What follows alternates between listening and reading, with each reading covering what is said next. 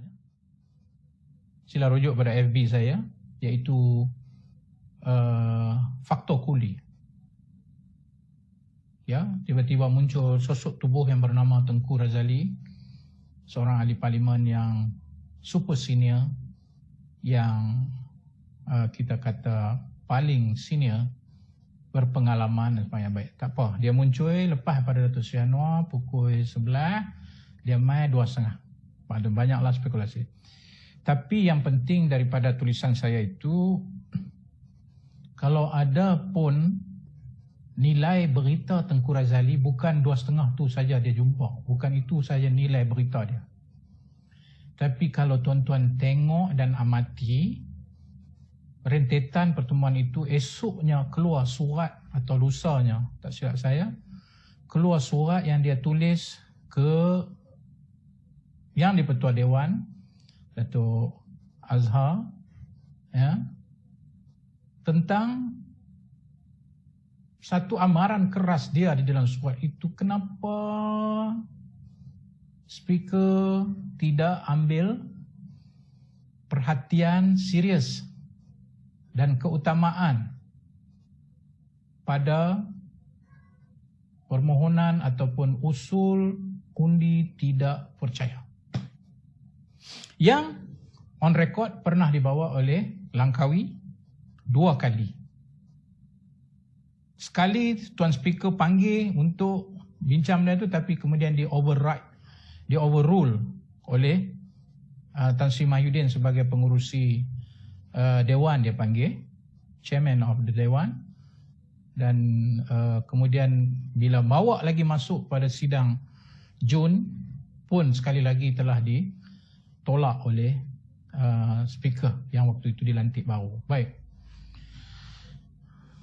Tuan-tuan, pada masa Tan Sri Mahyudin dilantik menjadi Perdana Menteri, tidak ada siapa tahu berapa majoriti yang dia penuhi dari sudut kita kata numbers, kecuali yang kita tahu bila masa undian Speaker dia dapat 113 atau 114, gitulah dia punya numbers dia. Tapi dalam konteks diuji dengan satu usul yang terang dan jelas menyatakan usul tidak percaya, sejak 6 bulan Tan Sri Mahyudin megang jawatan Perdana Menteri, dia tidak berani terima usul itu. Dan inilah membayangkan dia sendiri tidak confident pada majoriti yang dia ada.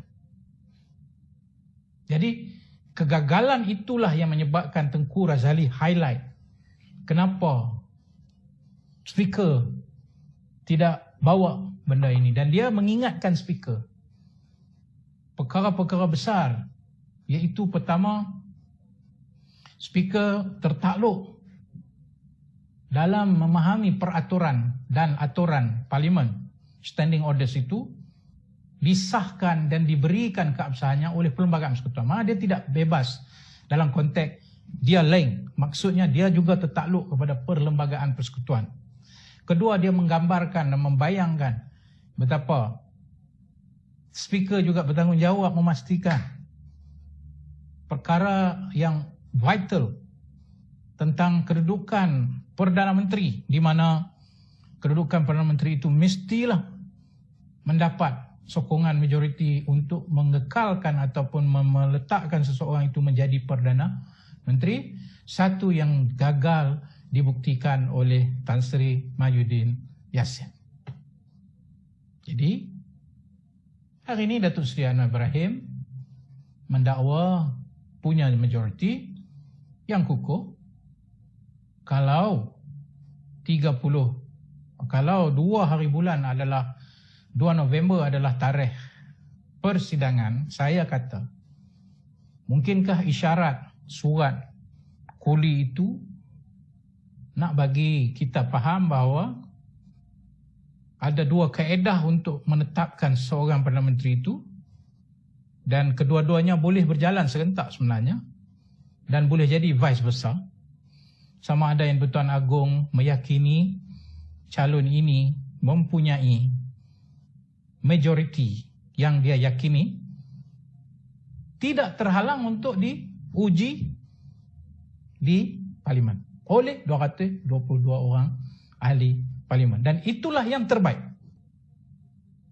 Boleh juga berlaku sebaliknya, dan saya duk baca dia akan jadi macam tu nanti. 2 November sidang parlimen. Boleh juga jadi diuji ataupun dibawa undi tidak percaya kepada Tan Sri Mahyudin Yassin, kan kemudian dibuat pengundian. Kalau Tan Sri Mahyudin Yassin gagal mempertahankan majoriti dan betul apa yang Datuk Seri Anwar Ibrahim dakwa dia punya majoriti, maka jatuhlah kerajaan Tan Sri Mahyudin. Sebab Perdana Menteri jatuh, seluruh kabinet dia pun kena letak jawatan. Dan kemudian vice versa di-endorse di peringkat istana, yang akan memudahkan kerja istana sebenarnya. Yang Tuan Agong lebih lega kalau perkara itu telah terbukti lebih awal di Parlimen 222 tadi orang, maka bila dia telah dibuktikan ada majoriti di Parlimen, pergi ke istana, perkara itu akan menjadi lebih mudah bagi yang di-Pertuan Agong. Jadi tuan-tuan, 2 November bermulanya sidang Parlimen, 6 November adalah bajet. Jadi saya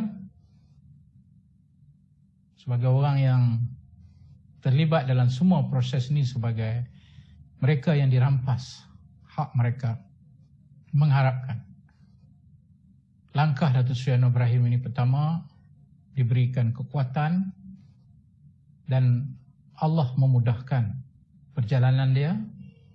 Dan kami mengulangi Parti Amanah sejak dari 23 September ketika dia membuat pengumuman di sidang media telah menyatakan sokongan padu, dan kemudian pada mesyuarat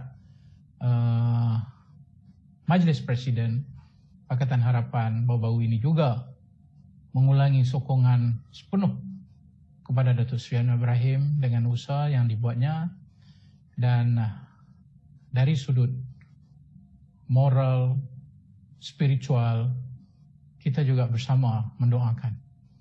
Dengan syarat kita jelas apa yang saya telah sebut sebentar tadi, mendambakan sebuah kerajaan yang baru, yang terbina benar-benar di atas kepercayaan antara pemimpin dan rakyat, dan lebih penting ialah kerajaan rakyat yang menguruskan pandemik dan juga ekonomi, dan lebih memangkah kecelakaan besar yang telah diundang dari langkah syaratan. Semoga fajar baru menyinar di bumi Malaysia yang tercinta.